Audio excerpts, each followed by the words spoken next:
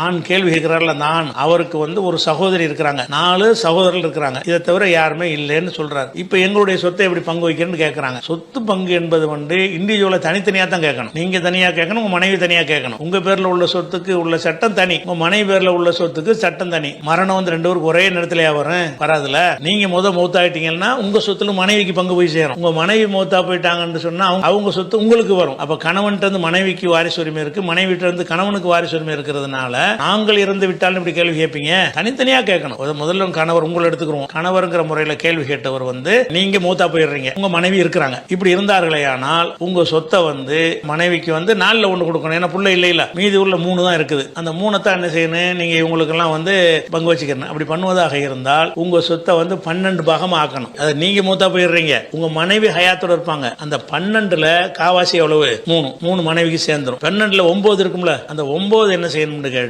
4 சகோதரர்களுக்கும் ஆளுக்கு 2 வீதம் 8 கொடுத்துடணும், சகோதரிக்கு 1 கொடுத்துடணும். அப்ப உங்க சகோதரிக்கு 1 போயிடும், உங்க சகோதரன்மார்களுக்கு ஆளுக்கு 2 வீதம் 8 போயிடும் 9, உங்க மனைவிக்கு 3 போயிடும் 12. அப்ப உங்க சொத்தை பிரிக்கிறது இப்படிதான் பிரிக்கணும். அல்லது நீங்க மூத்தா போறதுக்கு முன்னாடி உங்க மனைவி மூத்தா போய் இருந்தாங்கன்னு வைங்க, அப்ப எப்படி பிரிக்கணும்னு கேட்டா, அதை நீங்க மூத்தா போயிட்டீங்க, உங்க மனைவி இல்ல, அவங்க 4 சகோதரர்களும் ஒரு சகோதரியும் இருக்கிறாங்கன்னு சொன்னா மொத்த சொத்தை 9 பங்கா வைக்கணும். 9 பங்கா வச்சு 4 சகோதரர்களுக்கும் ஆளுக்கு 2 கொடுத்துடணும், சகோதரிக்கு 1 கொடுத்துடணும். 9 முடிஞ்சு போச்சு. அப்ப நீங்கள் மூத்தா போனதுக்கு பிறகு, மூத்தா போகும்போது அதுக்கு முன்னாடி உங்க மனைவி மூத்தா இருந்தாங்கன்னா அதுக்கு ஒரு சட்டம், மனைவி மரணிச்சு இருந்தார்கள் என்று சொன்னா அதுக்கு ஒரு சட்டம். ரெண்டையும் நான் உங்களுக்கு சொல்லிட்டேன். நீங்க மரணிக்கும் பொழுது உங்க மனைவி உயிரோடு இருந்தார்களே ஆனால் 12 பங்கா வச்சு 8, 1, 3 என்று பிரிக்கணும். உங்க மனைவி முன்னாடி உங்களுக்கு முன்னாடி மூத்தா போய் இருந்தாங்க என்று சொன்னா 9 பங்கா வச்சு 4 சகோதரர்களுக்கும் தலா 2 வீதம் 8, ஒரு சகோதரிக்கு 1, ஆக மொத்தம் 9. இது உங்களுக்கு உள்ள கணக்கு. உங்க பேர்லாம் சொத்து இருந்து அப்படி உங்க மனைவி இறந்துட்டாங்கன்னா மனைவிக்கு என்ன செய்யணும் அது தனியா பார்க்கணும்ல. அப்ப